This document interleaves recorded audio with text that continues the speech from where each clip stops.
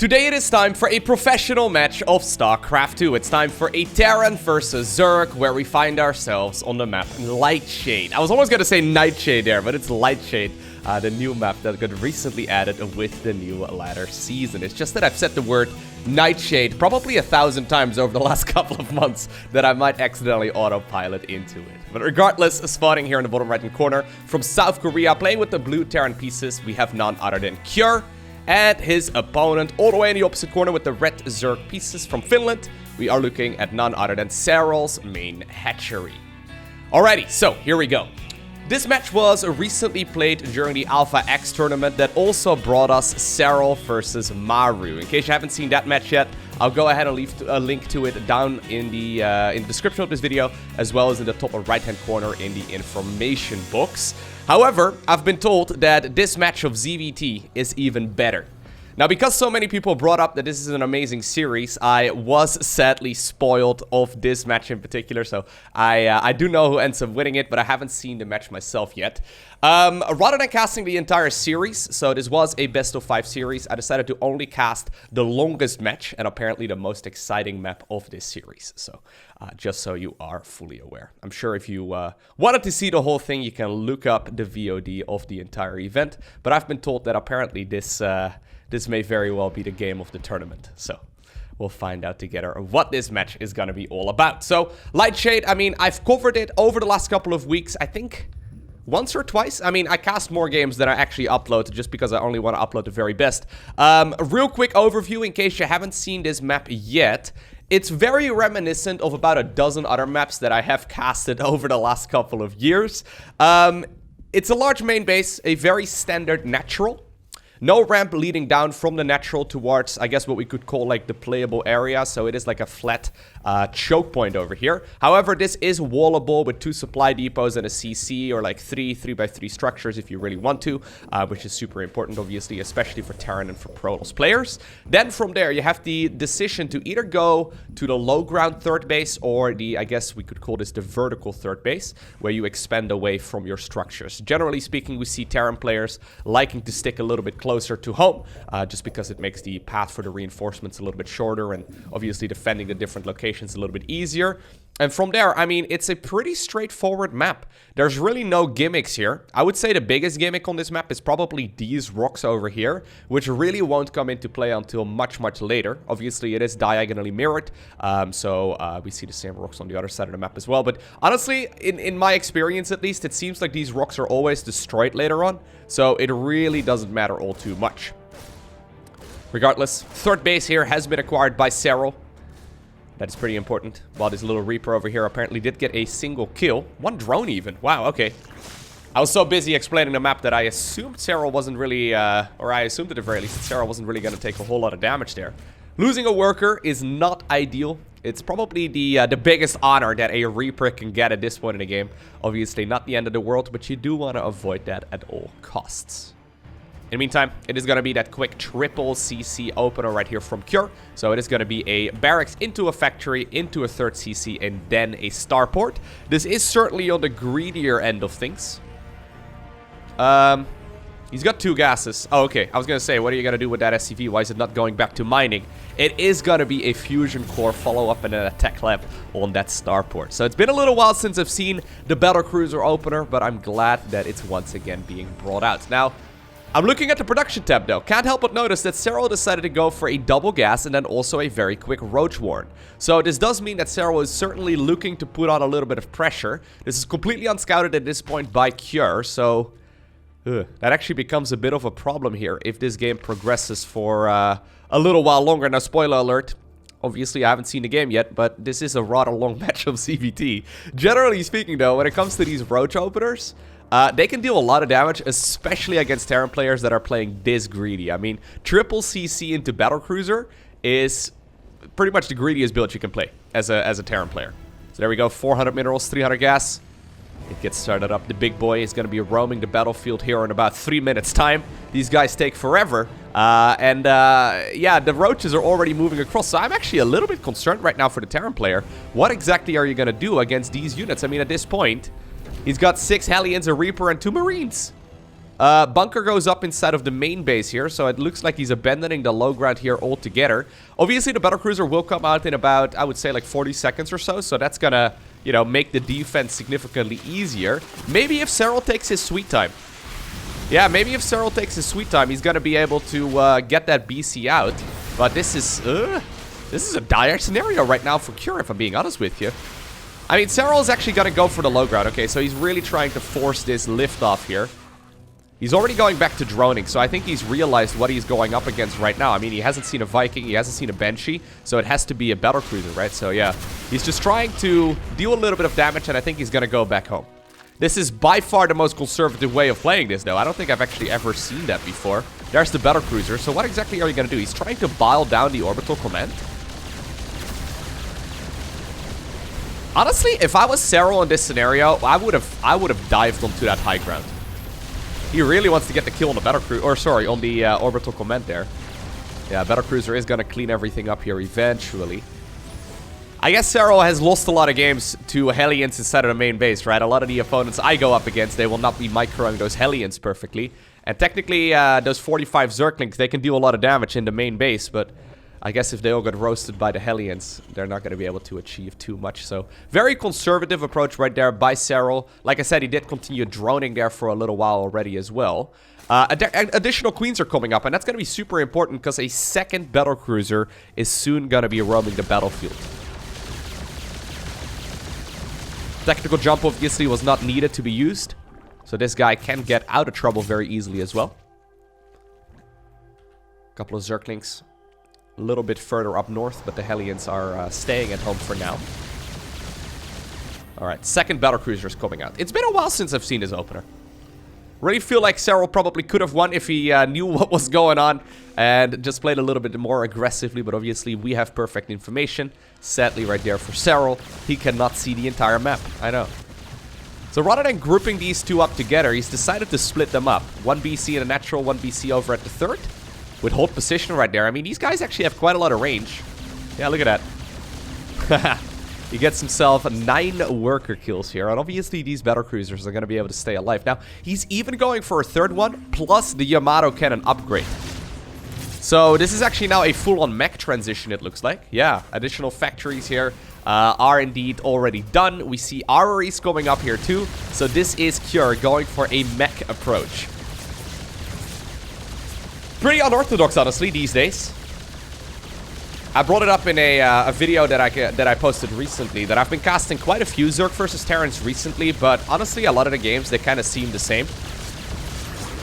I haven't seen a whole lot of Cure's games over the last couple of weeks, though. I mean, I'm obviously a big Cure fan. The thing is, it seems like, well, this is, by the way, a lot of damage. Yeah, we're now up to 16 workers, might even deny the 4th base here, too. Very nice. But it seems like all of the Korean Terrans, with apparently the exception of Cure, they're all playing that triple CC opener into Marine Siege Tank or Marine Widowmine, and it's just it's just a little bit, I don't know, less exciting, a little bit more boring, I guess. I like the fact that Cure has decided to mix it up a little here. Don't know exactly how successful this is going to be, though, against someone of the caliber of Serral. I mean, Serral obviously fantastic when it comes to... Oh my god, is he locked inside of his own main? I think he is. These siege tanks sadly can't roll down the ramp, so he's gonna have to destroy his own engineering bay. Not that he really needs it. I mean, he needs it to morph in a planetary here, but not ideal. Anyhow, the reason why we don't really see a lot of mech at this point on the ladder and in tournaments is because of the fact that Zerg players have gotten very good at basically grabbing their side of the map plus 2 bases, right? So mech is rather immobile, meaning that if you know, get into a split map scenario and the Zerg is mining 2 more bases, despite the fact that Zerg doesn't really trade very efficiently in the late game, yeah, they just throw away army after army after army, and generally speaking, because mech is kind of slow and immobile, it's very difficult for a Terran player to stay up to speed. Anyways, apparently Cure has decided to give it a try. Corruptors are coming up. We see Zerglings ready for the run-by in multiple different locations on the map. 4th base is being acquired further up north as well here for Serral, so rather than going for the tucked away base, which is apparently the one that Cure is anticipating is going up right now as well. There we go. I mean, honestly, 3 battlecruisers is not to be underestimated. Yes, this is 6 Corruptors only. That's not going to be enough. Alright, so there we go. Yamato cannons and insta-teleport. Nicely done there. So these are free kills, right? These are free kills. I mean, it's just cooldown based, meaning that these battle cruisers, I guess they need to be patched up by an SCP, right? So that's gonna cost a little bit of money, but other than that, I mean, that's basically free. You always want to be making little moves like that. Assuming you don't lose the battle cruiser, that is. Anyways, we are gonna go all the way up to, what is that, 7 factories? That is a lot. Alrighty, so here we go. I'm assuming Blue Flame is done. No, Blue Flame actually is not done yet. So you'll probably start that up in a little bit. Hellions are one of those units that you don't really want to make when you're a mech player. But, okay, one cheeky little barracks over here apparently is going to distract these corruptors and force them to use their caustic spray. Generally speaking, you want to max out on Thor, siege tanks, that kind of army, right? Maybe some Cyclones, maybe some battle cruisers. However, you usually find yourself at a lack of gas in order to do that earlier on. So in the earlier stages of the game, we do tend to see Hellions quite a bit. Because of that though, since you want to spend most of your resources, like most of your gas on actual really strong units, we don't usually see the Blue Flame upgrade too early. So there we go. It finally starts up. I see that comment every once in a while in the comment section below the video. It's like, hey, why are there like 20 Hellions but no Blue Flame? Well, it's because, you know, you want to spend your gas on fighting units, and Hellions are just, you know, not to be a jerk to them, okay, but they're just kind of there as a mineral dump. Looked like Serral wanted to go for an engagement there for a little bit. The Planetary Fortress is done. Siege tanks are in the back. I mean, there's absolutely no way that he's going to be able to push in there. So, good pushback right there, or what do we call that? Retreat? Pullback. Pushback? Retreat works. I guess pullback works as well.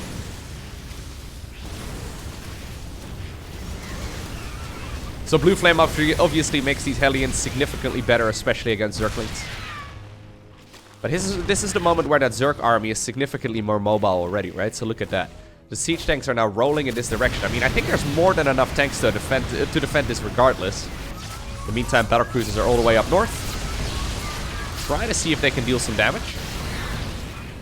Yeah, there's more than enough tanks to force this Zerg army to retreat right now. And this is, once again, man, these battle cruisers, they are dealing a good amount of damage. The one in the middle right now already all the way up to 24 kills. This guy does not mess around.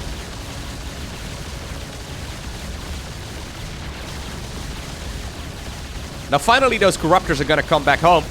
Is he paying attention? He sure is. Ay, ay, ay, ay, ay. That's painful. There's a 1-second timeout, right? Before they can actually teleport. But, I mean, that guy is 26-7, and the other guy also has 26 kills. Those are some extremely, extremely helpful battle cruisers. I always feel like he needs to make more, man. The problem is, obviously, if you get too many, Zerg is just going to add on a ton of corruptors, and then, you know, they just get shut out. Or, you know, worst case scenario is there's a neural parasite, and those battle cruisers decide to change sides. Continued expansion right now by Cure. So Cure has been on 4 bases, going up to watch the 6th CC as well. Securing the 5th is really tricky. Now this is where those rocks actually can help out the Terran player a little bit. Yeah, this is buying him an additional 10 seconds or so to get the tanks in the right spot. Planetary Fortress starts morphing in right now as well. Is there going to be enough Terran to force this Zerg army back? You know what? I mean, there's a lot of tanks that are in the back as well. I've got a feeling there is. One of the BCs does end up falling. Couple of Thors here, adding in a little bit of distance or a little bit of damage as well. But it looks like, you know, even though Cure did take a bit of a hit there, he secured the base, and that's honestly the most important part. Zerg, in the meantime, did secure, obviously, the bases right here on the left as well. Already feel like he could continue expanding here if he, you know, is once again maxed out. There's actually, ooh, look at that, a Nidus Worm coming up, as well as a second Spire. So Serral is anticipating this game going the distance. Double Spire, you really only ever do that when you want to go for the double upgrades. And obviously the flyer upgrades are not cheap as it is. Very helpful to have though, especially in the later stages.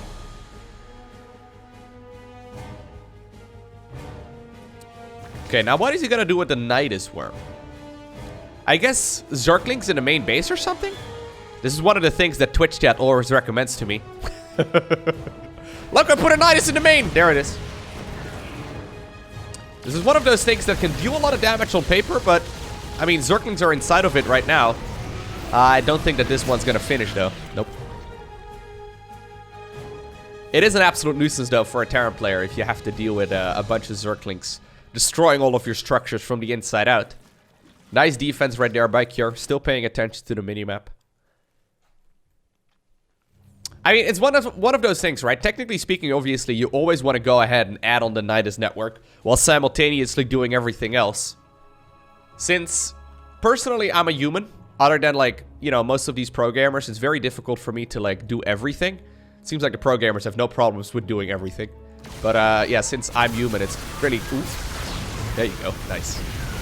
It is kind of difficult for me to micro like 4 different control groups worth of army, plus macro all of the bases, plus expand, plus creep spread, plus do, you know, the Nidus Worm in the main base.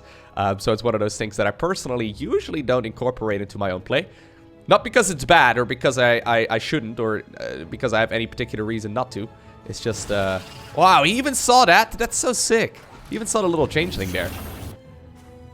It's just hard to focus all your attention on all of those different things. Now, normally, this is the point in the game where we see the Zerg players rolling Banelings into planetaries, right? Especially against Bio-Terran.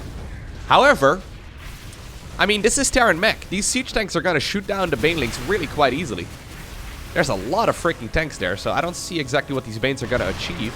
Pretty sure they will all die before they hit the planetary, and even if they do, I mean, that's still a very expensive army for the Zerg player to lose. All the remaining locations right now for minerals are acquired on the left-hand side of the map. Serral making sure, obviously, that, you know, he can grab one of those bases that is technically his opponent. So, this game is indeed now going a distance, right? So, if you were to draw a line diagonally through the map, right? So, basically from right about right here on the minimap to right about right here on the minimap, right? Everything on the right-hand side of that line should be the Terrans, and everything on the left should be the Zergs. Now, the fact of the matter is that unless you get the sickest neural parasite of your life, Zerg, generally speaking, trades inefficiently in the late game against Terran. Terran units just simply are extremely efficient. Very cost efficient, that is. So, in a hypothetical scenario, right, where Zerg always trades inefficiently, and both players are mining the same amount of resources, Zerg will pretty much always lose, right? Unless they get that sick neural parasite or Terran makes a huge blunder or something along those lines, right? Knowing that, this base actually is one of the most important ones here for Serral. If he can mine this entire base out, this is gonna be an absolute game changer. Terran is desperately scrambling on over in that direction here, it seems. I mean, maybe he doesn't even want to take out his base. I mean, you can obviously see it, right? He sees it right there on the minimap, but also, actually the sensor tower kinda gives it away a little bit there too. The problem is, as soon as the Terran player decides to take action and go after the base over here, by the way, here's a Muta switch, just like we saw yesterday in that game that Rogue played against, or sorry, Dark played against Time. Really cool. Anyways, the problem is, as soon as Terran decides to, you know, be distracted, I suppose, about that base in the bottom left, or, well, I guess the 6 o'clock position, maybe even like 5:30, man. Anyways, as soon as the Terran player decides to be distracted by that, the bases up north are going to be in a little bit of trouble. Since this mech army is so much slower, it's very difficult to make that call. Where are you going to be positioning your units, and how deep do you want to move onto the creep? Apparently, according to Cure, you don't. Apparently, he's feeling so good about his cost efficiency that he's not even too troubled here about giving the Zerg player an extra base. Battlecruiser right now all the way up to 34 kills. Thor's very good against Mutas. This kind of feels like the point where we reach a bit of a stalemate, though, where neither player really wants to commit, right? So, Zerg player doesn't really want to fight with the entire Terran army present, right? He only wants to fight if the Terran army is not there. And he doesn't really want to fight off creep. Likewise, the Terran player doesn't really want to fight without their entire army present. And he doesn't really want to, like, you know, move onto the creep. So, we have a weird moment right now where apparently both players are just simply sitting there trying to mine out their bases to the best of their abilities. A little bit of harassment here and there, but big picture. Oh, that's a lot of missile turrets and a Thor there. Okay, yeah, those Mutas are not going to be able to go into the main base anymore. Nice little bit of defense there by Cure.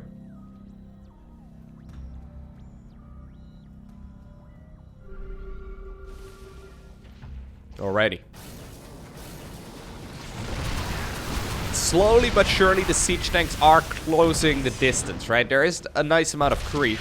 I would not be surprised at all if Serral decides to move some of his units up north, but I mean, this is still a pretty crazy position to break.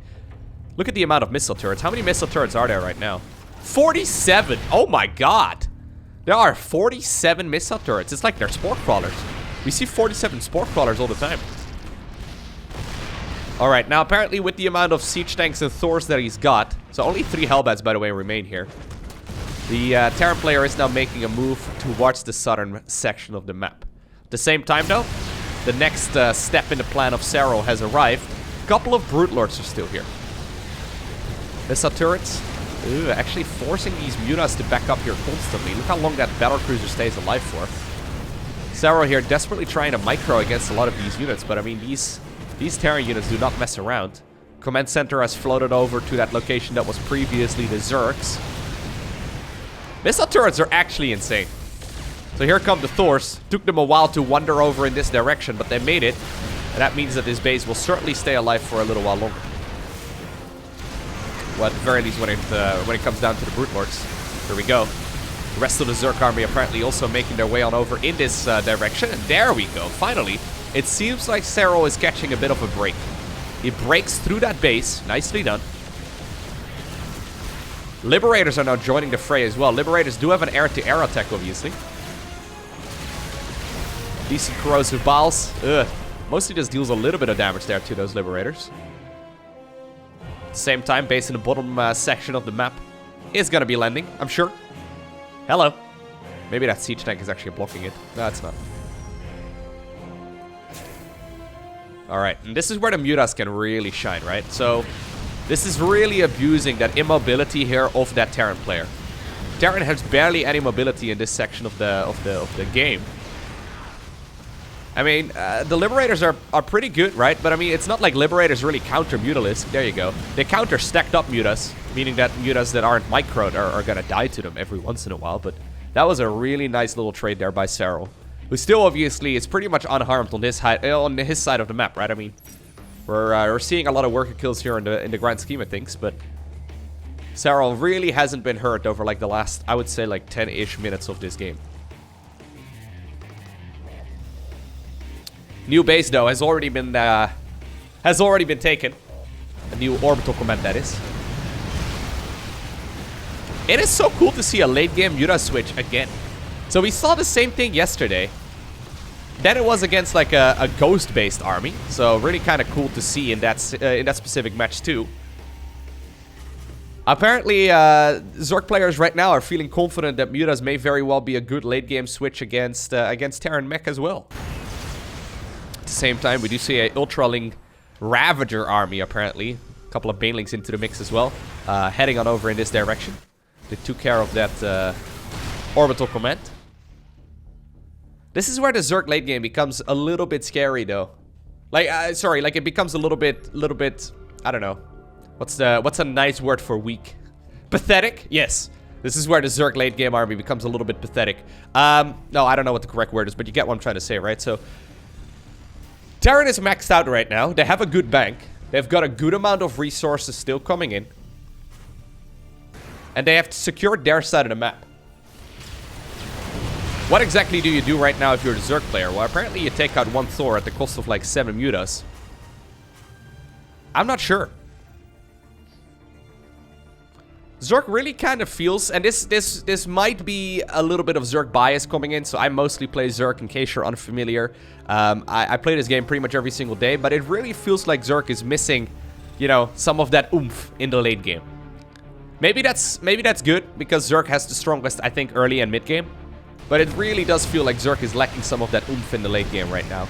Unless obviously you manage to get yourself some beautiful neuroparasites. But so far, I haven't seen a whole lot of infestors yet.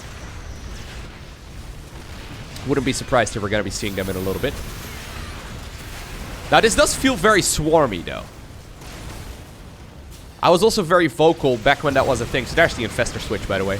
I was also very vocal back in the day when Brute Lord Infestor was the go-to unit composition by Zerg that basically wasn't killable by any of the other races. Brute Lord Infestor was just too powerful, and that was really dumb as well. But it does feel like you know, Zerk is in a bit of a tough scenario in the late game. Then again, Zerk players are still winning most tournaments out there, so I I can't complain too loudly. It does feel very swarmy though, right? I do like that a lot, that current state of Zerk. It's super aggressive, constant maneuvering. It just feels a little bit sad when we're in this position in the game where both players are basically, you know, mining their side of the map and Zerk is just losing way more resources than the Terran. It's not even that bad yet, to be honest. I mean, we're only, you know, we're only talking like, what is that, like 8,000 more resources or so lost by the Zerk player. It's only about a base worth. No, a little less than a base worth.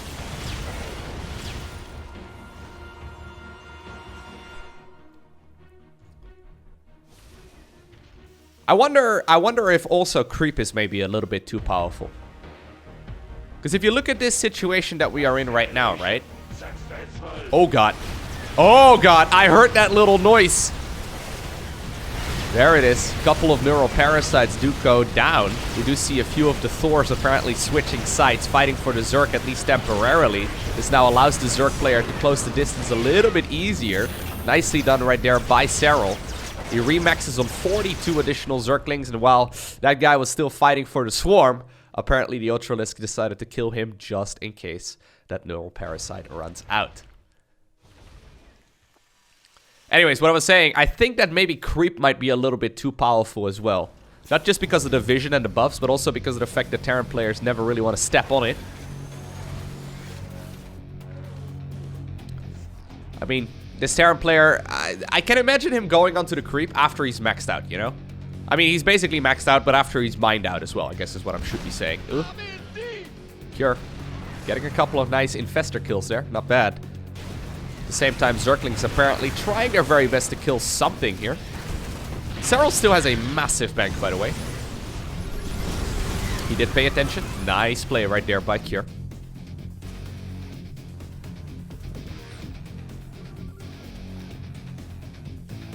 Anyhow.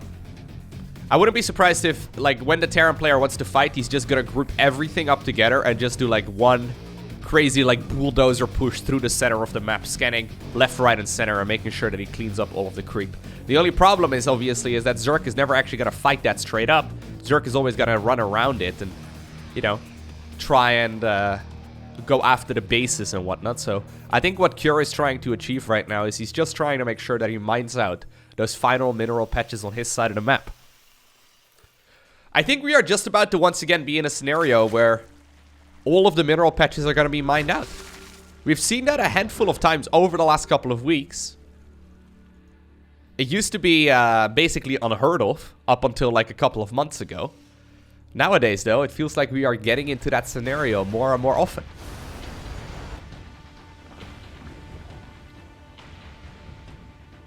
Okay. Here go the Zerglings again. Just try to kill whatever they can. Blue Flame Hellbats, though, very helpful as well.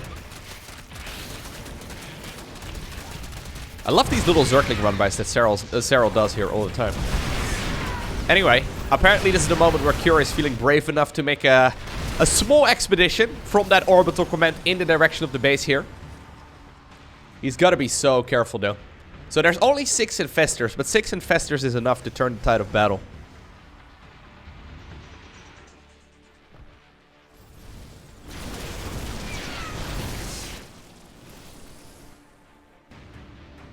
Okay.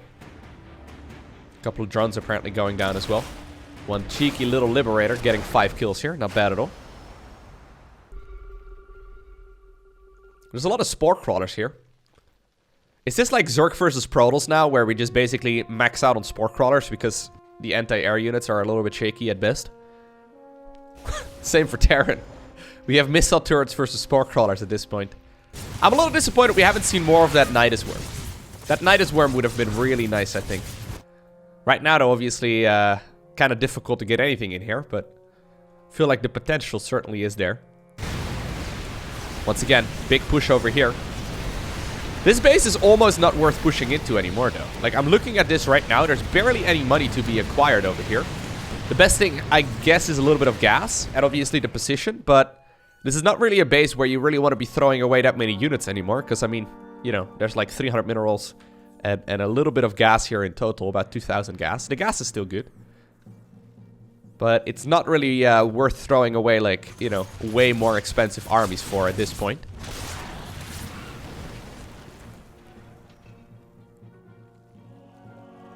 Look at the scans on the minimap. He's just making sure that he knows precisely where that Zerg army is located, and most importantly, those infestors. If the infestors are over there, Zerg can, you know, not really easily defend it. So I guess this is Cure just once again going after this base, trying to get the most efficient trade ever. There's the Brute Lord transition. This is 21 Brute Lords. There's quite a few Thors, though. 12 Thors, do not mess around. 13 Thors here very shortly. They're extremely good, especially against Brute Lords. Once upon a time, the Brute Lords countered the Thors, but these days, obviously, Thors outrange the Brutes. He does see the massive switch right now, though, from Serral, so we'll see how this is gonna go. Zerglings and Vipers and Infestors, and then also Corruptors and Brutes. I mean, it is a really, really solid late-game unit composition here against this Terran force. Apparently, actually, Cure is now trying to see if he can go on over in this direction. Maybe even plans on mining that base. Serral needs to be careful, though. I mean, I'm getting a little bit worried whenever I see those Thors getting close. That said, they are kind of like clumped up together, and I've got a feeling that this base is dead. There you go. Nicely done right there by the finisher.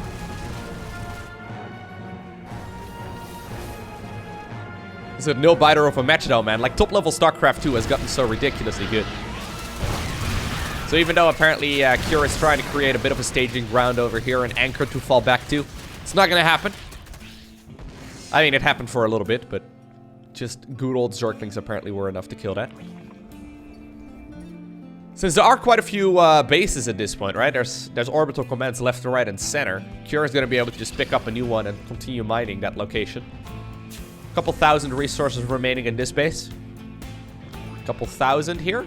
Yeah, something like that. Not a whole lot, though. Oh my god. The Zerg army is running.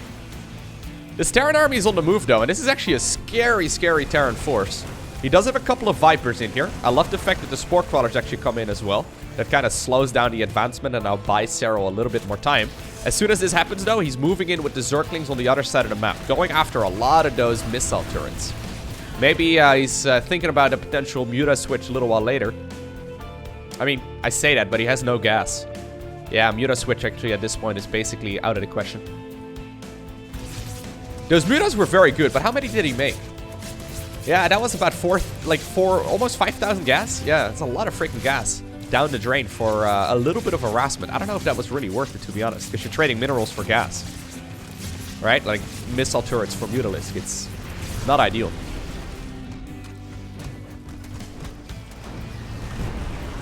Now, Thors obviously are still very big units. They can very easily get stuck. So even though Brute Lords, technically speaking, get countered these days by those Thors, if the Thors can't really get a proper fight off, it's very difficult for the Terran player to actually take an efficient trade. Okay, so this is a nice move off creep, though. Serral has decided that apparently he wants to try and see if this works out. He's got to be so careful. You have to be so confident in your micro here if you're the Zerg player. There we go. Nice parasitic bomb, nice fungal growth. Now Zerg does decide to back up. The base decides to, the base stays alive for a little bit longer.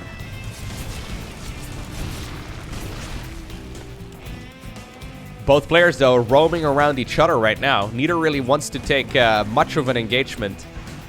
I mean, they kind of want to, but they don't want to take an unfavorable one, right? So once again, we see a volley of those Brutelings hitting the ground, but then immediately the Zerg player runs away again. Apparently, Serral is now sending all units over in this direction, though, so I've got a feeling this may very well be him making himself up for a big battle. It's the first time that the Terran player is sitting with such a big army onto the creep. He does have the superior bank, by the way, at this point. If you can micro your Brute Lords, Infestors, Corruptors, Vipers extremely well, you can take an efficient trade here. It mostly comes down to the Neuroparasites and the Vipers. Very difficult to properly do. The Zerglings actually are putting in so much work, man. This is one of the things that Serral is extremely good at. Still, he's got to deal with this army here at some point. And so far, it doesn't look like he really wants to.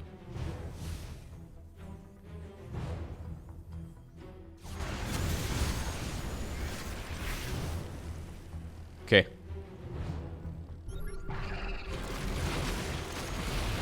Nicely done.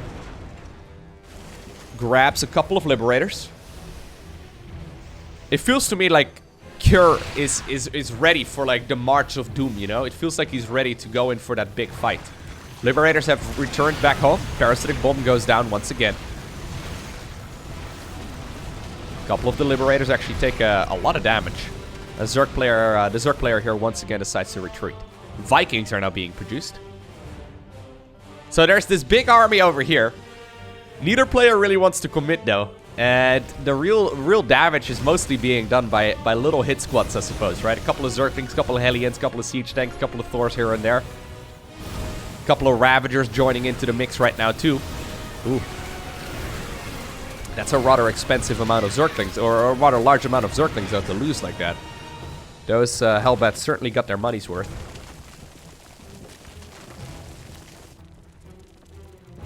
Alright. So, where is this gonna go from here? I actually don't know.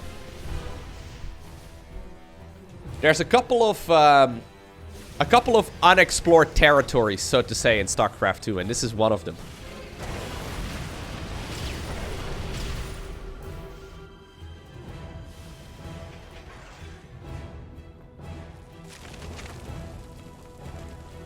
Serral is doing a phenomenal job, though, continuously macroing his way out of here. Resources actually lost-wise, it's not even that bad. I expected it to be significantly worse right now. I think if this was a weaker Zerg player, this certainly would have looked a little bit worse. But nicely done right there by Serral. Taking surprisingly good trades right here against this Terran Mech army. Now, obviously, this is before the big battle, right? Is that big battle gonna happen here? Once again, pay attention here to the Neuroparasites. If they are non-existent, this Zerg army loses 100%. The best counter to Thors is the Thor. You gotta neuro it, man. How many Infestors are we talking? There's only 6. It's not that much, but you don't want to have, like, too much supply caught up in those Infestors either. Because it is a little bit difficult to get the correct trade in. Additional Brutes are coming up now. Okay. So we're already up to 19 Brute Lords here. Parasitic Bomb does go down.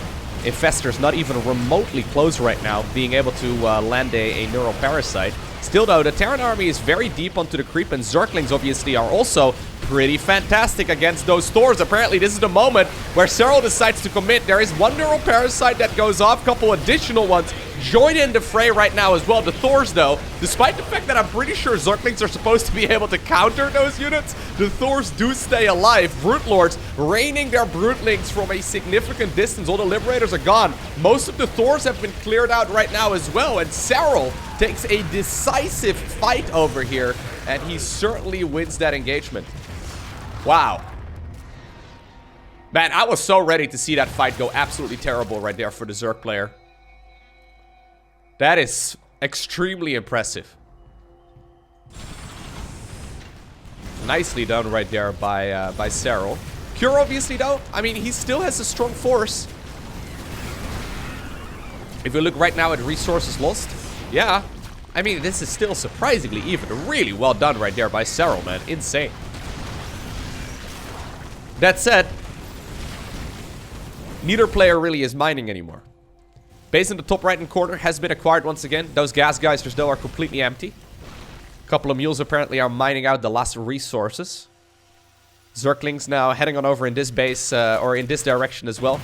They're going to be able to find a couple of SCVs, but I mean, the mules are obviously still going to be very helpful when it comes to mining out the final minerals. Zerg doesn't have a whole lot of income anymore either. If you look right now at the income graph, yeah. There's barely any income here. This is now an orbital command, apparently, that's heading on over in that direction. Neither player is getting any gas. Oh my god, we are coming down once more to the absolute final money. Like, the absolute final resources. The bulldozers apparently break down as well. Very inefficient construction, but apparently Terran players are okay with that. So static defense actually is super helpful here. Corrosive Bowls also have a lot of potential. There you go. Any corrosive bow right now counts. Siege tanks in the back still very helpful as well. Orbital command takes a lot of damage. Ooh, there's still a couple of infestors here on the right-hand side. Those are very, very scary. Terran's attention right now is over in this direction in the map, right? Maybe there's a potential right here for Serral to go in with some neural parasites. Ooh, good scan. Very good scan there. Cure sniffs it out. Apparently this is still going to be the moment, though, where Serral decides to engage. He grabs himself a couple of those Thors. Hellbats at the same time. Tried to get the kills right there as well on the Infestors. The Thors once again switch sides. After originally being the Terrans, they became the Zerg, and now they are the Terrans once again. There's a couple of Corruptors left over, but very few flying units. Reinforcing Terran units are coming up. One Hero Cyclone apparently joined the fray as well. One tank still lives. Two Thors actually stay alive as well. There's only a handful of Ravagers remaining. Oh my god. Serral is broke, by the way. He's got no money. He's got 8 workers somewhere, but they are not really doing a whole lot. Okay, apparently they're going to be long distance mining one of those mineral patches here. Couple of the Thors right now are being repaired here as well. We do see the Ravagers making a final move over here too. Hellions desperately trying to roast down some of those Ravagers, and with Serral being broke and like one Thor staying alive, it is indeed Cure that obtains the victory in a ridiculously close game. Now, for those of you that don't want to be spoiled about the tournament result, okay? Close your ears for just a little bit. Cure actually went on ahead, and he beat Serral 3-0, eliminating Serral out of the tournament. It's been years since Serral actually lost a series 3-0. Pretty insane. Cure absolutely on fire. He made his way all the way to the grand finals. Now, I may very well end up casting some of the games from the grand finals as well over the next couple of days, so I don't really want to spoil the result for those, but I hope you enjoyed watching this video. If you did, hit that like button down below. If you want to see more, make sure you hit that subscribe button. But for now, I want to thank you for watching. Have an awesome day. Don't forget to smile, and I'll see you once again in the next one.